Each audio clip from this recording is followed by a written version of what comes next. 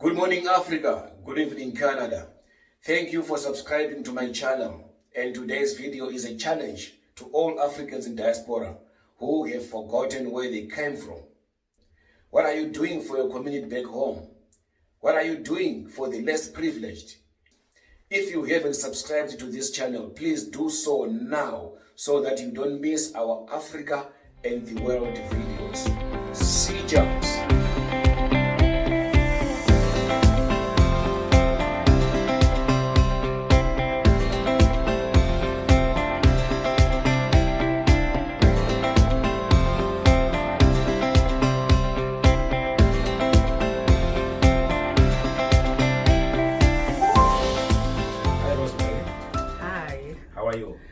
I'm good. Yeah, we meet again today. I remember last time when we met, we were talking about your pharmacy business. And today we are on a different topic. So tell me exactly who you are. My name is Rosemary. By profession, I'm a pharmacist and I own this medicine shop here in Edmonton. I'm one of the Zimbabweans here in diaspora. Okay, so you showed me that you are so interested in doing something in Zimbabwe, and you mentioned a little bit about something that you are doing in Zimbabwe. Okay? And I overheard somebody told me you have a very big organization. Do you want to tell me more about it? Yes, I have a charity. This charity particularly looks after orphans. So how I came to do it was I went home. And then when I was home, most of the times, I'll meet these children on the street. They'll be selling kagu and all the wild fruits, trying to make ends meet. Kagu is an African fruit. Okay. It's a wild fruit, right? When you chew it, it just makes that kaka sound. And it's like the gooey kind of thing. All right.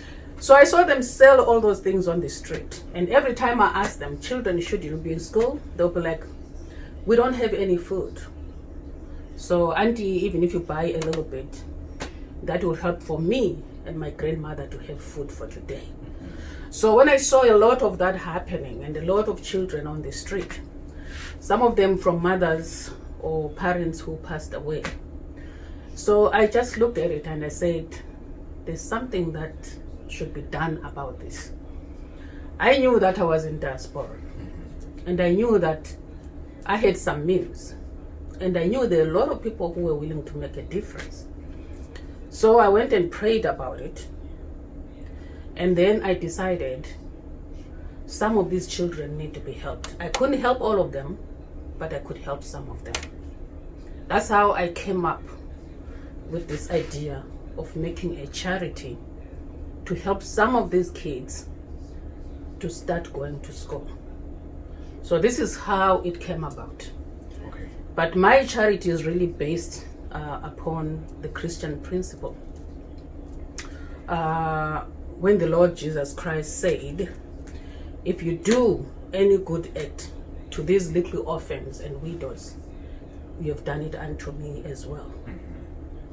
So it was on those bases that I said something can be done. Even if not for everyone, but at least something can be started. So when I came back here, I decided to launch this charity. This charity is run by 5 other directors. I am the executive director. But on board, I have Carol Siziba, I have Juliet Jackson, I have Sylvia Asari, I have Maxwell Gira, and I have Ivan Jackson. Those are the directors of this charity. So when I talked to them, they were very curious and they agreed to set up the charity with me and run it with me. You are operating from this side, and all these other directors, they are based here or somewhere in Zimbabwe? All these directors are based here in Edmonton. They are all volunteers. They are not being paid. Okay. However, in Zimbabwe, we have Apostle Jeffias Mangwe of the Will of God Apostolic Church. He is the one who administers the running of these children and the running of the charity, hand in hand with the headmaster, Mr. Billion Moyo, right, in cooperation with the school board. So what happened is we went and picked up some orphans. These orphans are in Fairview Primary School. It's in Fig Tree, Ward 19, under the headman Tokwana. So we went and picked up the children from that particular area. They were picked by the headmaster in conjunction with the community school board. So in other words, the community stood and looked at the children and looked at the more desperate children who were in more desperate situation. So they selected them. At first they were 10, now they are 15, and they keep on growing in number. Okay. Yes, so that's how it's functioning right now. So what we're doing right now for these children that we selected, these children have to be orphans, or some of them, they are children from widows that are in very, very bad shape. So those was the criteria for us to select. Okay. Such children. Some of them, in the pictures, they may look big, but they're actually in lower grades. Because they dropped one time, now they're going back to school. So our aim is to provide them with education, provide them with uniforms, school supplies and levies, whatever is necessary for them to go to school. There's also an end goal of us providing the food supply for them, which we're looking at a vegetable garden or some kind of nutritional product that we can do for them. Wow. Yeah. This is so interesting, and you are doing a very good job. So, yes. How can the community support you? Okay, when I launched this project, the community was very helpful. I had a dinner that I set up, and we had other fundraising events which the directors organized, and I had a lot of support from the Canadian community here, and very much from the Church of Pentecost in Edmonton. The members were very supportive. They came out in numbers. Members of the Zimbabwean community came up in numbers, and all other communities, the white community, everyone came. And everybody gave donations, and they keep on giving because they understand the importance of this. And I want to thank everybody so much and encourage them to continue to give, because this is the only way. The school part, the children are mainly right now at primary school. Some of them are now about to finish grade 7, and they now have to get into secondary school. So we really need people to help us so that these children don't fall off the radar. It doesn't take too much. Like for a child at the primary school right now, if you donate like $50, that is enough to pay the school fees for the child for the whole year, including their uniforms and including the other supplies. So it's not a very big amount.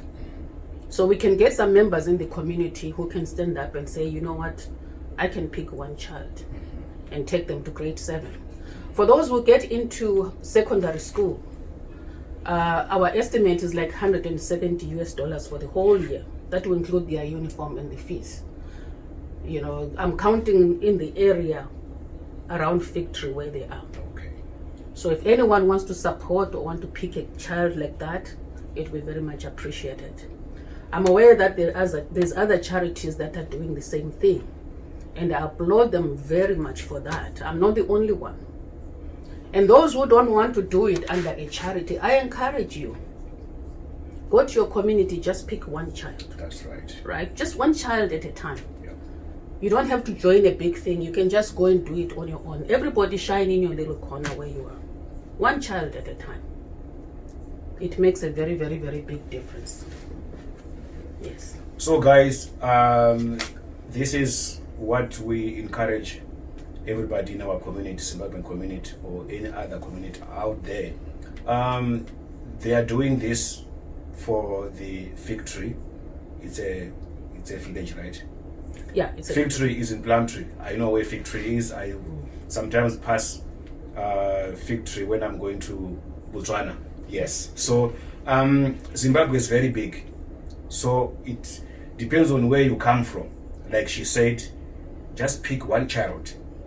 Or maybe, even if you see that maybe it's not something that you can handle on your own, join them. You are free to join them and just pick one child. If you don't want to pick a child, just donate even $1. We are so many Zimbabweans here. If we donate $1 each, there are a lot of things that are going to be covered. So please, let's unite and help our organization. And what's the name of the organization? The organization is Bulilima and Mangwe Relief. Bulilima and Mangwe Relief. And Mangwe Relief. Yes. Yes. So it's registered here, right? It's registered as a charity here in Canada, but I don't have the tax deduction yet. Okay. I guess it takes 2 years or so before that they look at the record. All right. So I don't have that, but if God touches your heart, you can give and support. Right now we're at the stage where we're trying to do the food production for these children. So depending on what the directors come up with, or if you have any suggestions how it could be done better, please feel free to do so, because this is a community thing. I can't do it on my own. So how do it's not like I put the money, it's the community that put that money. That's right, yes. And that money is administered here in Canada, just to let you know. It's not in any account in Zimbabwe, but we buy as is needed. All right. Ms. Rose, thank you so much for having time with me.